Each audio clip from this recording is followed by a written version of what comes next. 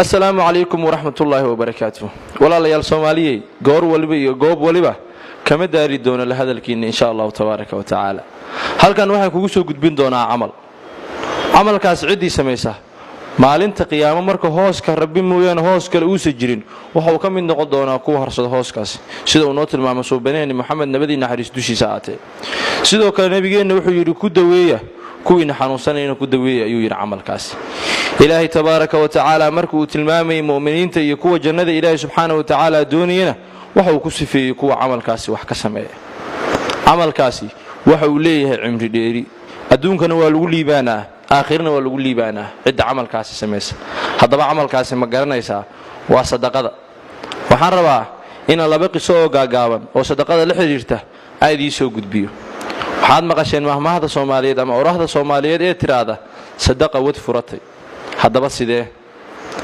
صدقة وحياها اللي ذا وحاكم ده عمري ديري سبنك النبي سليمان عليه السلام أي النبي سليمان وحى لو عزومه أو لو عروس وحى لو النبي سليمان نقل سوق يبقى الأروس كاس النبي سليمان وهو صوت تجسي أو سوق يبقى الأروس كاس أنتوا وضد حسون مري أيا واحد كوري من ملك الموت أو سكوسو كيسوي سويد بن آدم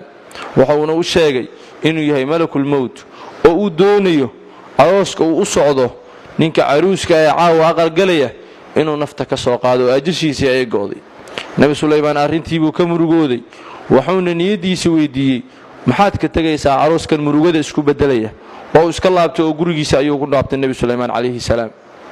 أنت هسكدب صبح أيو ضان إنه عدي كور ضان بالحالة تعسيدي يجري ذي الجسد النبي سليمان مركو قابت يجورجي يمد وحال بابك كفر ويلك أبيس سوى ناكسنا فرحسن أيو أسلام أسود دوي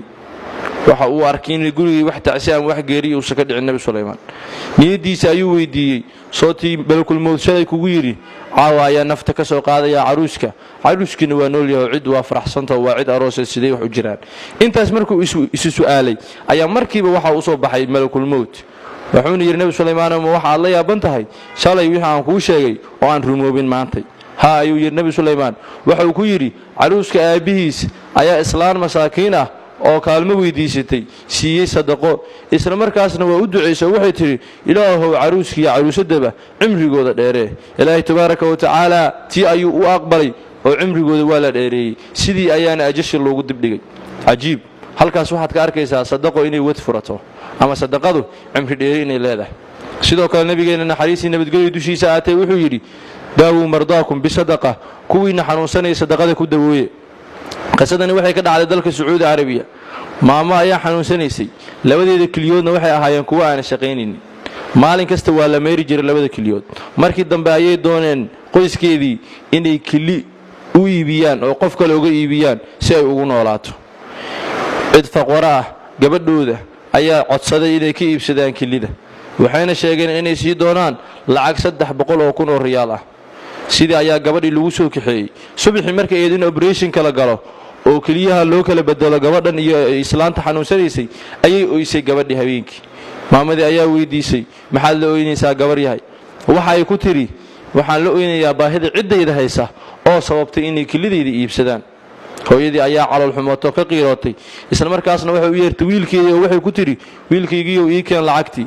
wiilka ayaa ku yiri hooyo markii amaliyada la galo ama labada kiliyood la idin kala bedelo markaas ayaa lacagta la siinayaa may hadda ii keen bay ku tiri wana uu keenay lacagta ay gabadhii farta ka saartay waxayna ku tiri gabar yahay waatan lacagta aan ku heshiinay kilidaadana ma doonay kilidaadana hayso lacagta tan qaado gabadhii ooyintii murugada la ilmeenaysay durba farxad ayay la ilmeysay lacagta ayay qaadatay qoyskeeda ayayna kula laabatay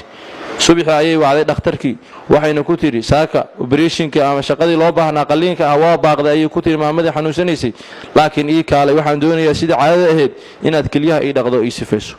dhakhtarkii markuu yimid gurigii waxa uu la kulmay arrin cajiib ah markii uu baaray islaantii waxa uu arkay labadeeda kaliyood bay inay shaqeynayaan inay yihiin sidii markii horeete loogu talagalay inay